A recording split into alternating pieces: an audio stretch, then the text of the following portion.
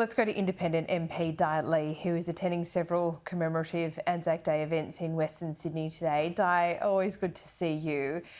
As someone who immigrated to Australia and loves this country, indeed, in my mind, you're still wearing that Australia flag dress.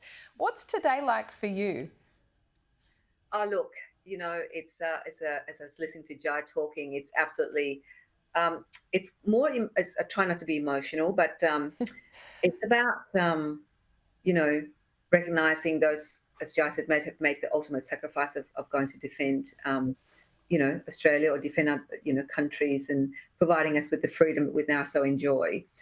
And I think of obviously the Vietnam vets, the Vietnam War. I tell you, I'm getting emotional, Laura. That's okay, I've been, Di. We I've love been it. trying You to do it hold. often on this show and we I'm welcome so it, don't sorry. worry. I tried to hold it this morning, but whenever I'm at this event, I mean, I had at 5:30 at Cabadigas and Canley Heights, and we've got another one at 11. I've got another one this afternoon, and I see the young kids, and because when I first came here, I thought to myself, after the Vietnam War, there'd be no more wars, but of course that's not to be the case, and this day always reminds me of that the sacrifices that people have made and questioning the wars that we have and continue to have and the innocent lives lost and the sacrifices of veterans and people fight, and are they are they fighting in vain? Do they die for no reason because that doesn't seem to bring us any kind of peace?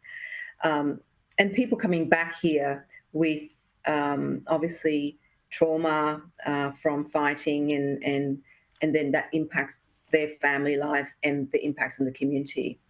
But it is a very important day for me. It's a constant reflection of people who go to fight and their ultimate sacrifice. And yeah, like Jai said, the fathers, the sons, and the grandfathers, and there's families who gave up, the many men, and these days women as well, who participate in many of our active services overseas. Yeah, it is hard to get your head around, even teenagers going to war. It's something that this generation has really not had to grapple with. No.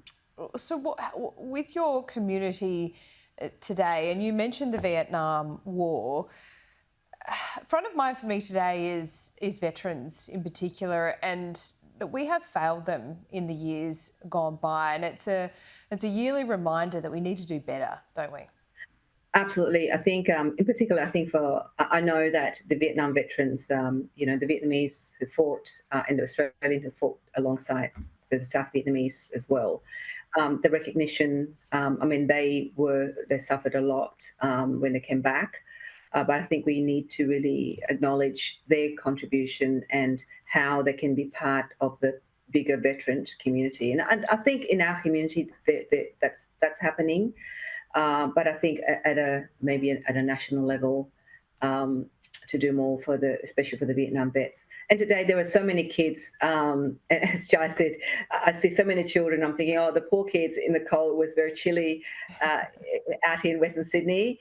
But it's so great. They were there some of them were in school uniforms, some of them were with their parents.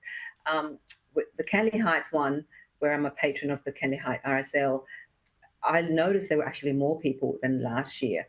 So maybe it's great that more young people are participating. And, I think maybe what's happening around the world, people just want to come together and mark this important occasion and say that we are, at the end of the day, Australians.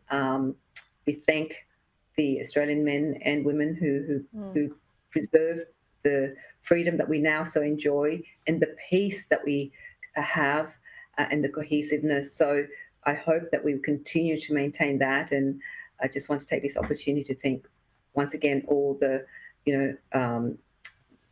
people who fought, especially in the Vietnam War, and in Australia, for giving me the opportunity to be here where I am today, and to be part and contributing to building a cohesive, hopefully multicultural Australia.